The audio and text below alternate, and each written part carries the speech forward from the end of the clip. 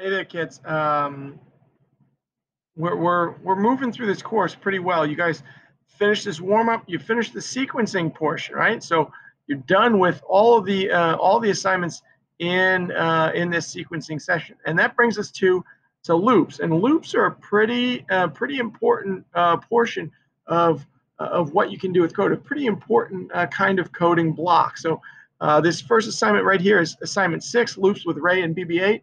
So if you're as big a Star Wars fan as I am, Ray and BB-8 are okay with you.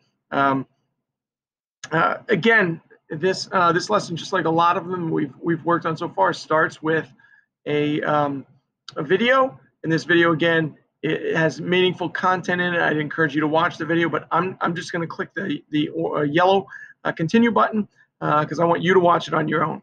Once you've done that, you've got a pretty free range in this first one, right? So what I want to talk to you about, though, is the loop block. So the loop block is exactly what it says it is. It's a loop block, right? So whatever is inside that loop will happen over and over again, right? So if I drag this loop block in, and right now you see it's set up to repeat 5 times.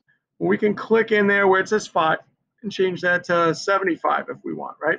So we can make this loop repeat however many times we want it to, right? So if I want to use this loop to move forward, right? So basically I want to move BB-8 forward, and I've got 1, 2, 3, 4, 5 blocks forward I want him to move. So just that number that was at the default there, 5, repeat 5 times. I want to move forward 5 times. Putting that move forward in that loop block does that for me. So if I click run, you can see my BB-8 is going to move forward 5 times, and that's what I'm looking for, right? So again, that is the essence really of the loop. Whatever you put inside that loop, it's going to do over and over again.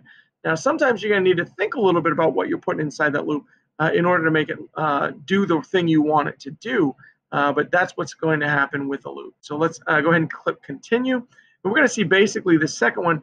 It's almost like they expected you not to use the loop with that first assignment because this is that code that we just did. So what do you think is going to happen? Well, we should know that one already. What I want to do, though, is fast forward a little bit because I think you guys will be able to figure out these loops and program your BB-8 droid to do exactly what you want it to with the loops. So I'm going to fast forward a little bit here to activity 14, right? In activity 14, this is you're almost done. So this is the one where you choose the path you want.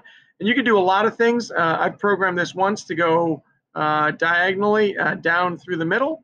And then go forward to grab the scrap metal. I've also made it go all the way over and then all the way down and grab the scrap metal. Either of those work and work pretty well and work with loops.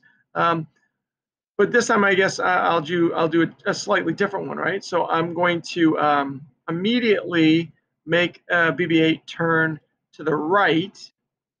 So he's going to face down then. And then I'll do a repeat block, and I'll make that repeat block 3 times. And then what I'm going to do inside that repeat block is another repeat block. So this is what's called a nested loop. And you may not need to use a nested loop here, but I'm going to. So moving down, he's going to go 1, 2, 3, 4, 5, 6 blocks. And then moving across, he's going to go 1, 2, 3, 4, 5, 6 blocks. So that's perfect. So I can just make this repeat 6 times. And then once what he's going to do is he's going to move forward 6 times. And once he's done that, then he's going to need to turn. So he comes down, he's going to turn to the left, and then he should do that again as he continues forward. So if I click run here, this probably is going to do the job. So 1, 2, 3, 4, 5, 6, and look at that. He got to the end. Now, once we get to this point, again, and we've talked about this before, don't click the continue button here because I want to see your fully developed progress bar and your code, both of those things together. I'm going to click keep playing instead. Now, when I'm saying I want to see your progress bar, folks, you should understand this. The progress bar tells me what you've done and haven't done. You can see this progress bar is fully green, fully filled in. That means I've done everything. I've done all the assignments, and I've completed them using the correct number of blocks or fewer than the number of coding blocks that they want you to use, right? So if any of them are circled in green, that's fine. That means you completed, but you used more blocks than necessary. But if they're completely blank, that's telling me that you didn't do that step at all. You just kind of fast forwarded through it. So again, I want to see this completed progress bar. That's a big part of what we're looking for here. So make sure that's what we're given.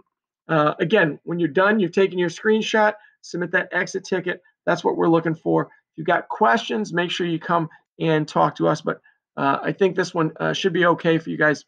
Do some loops, be creative, and see what you can't figure out. All right.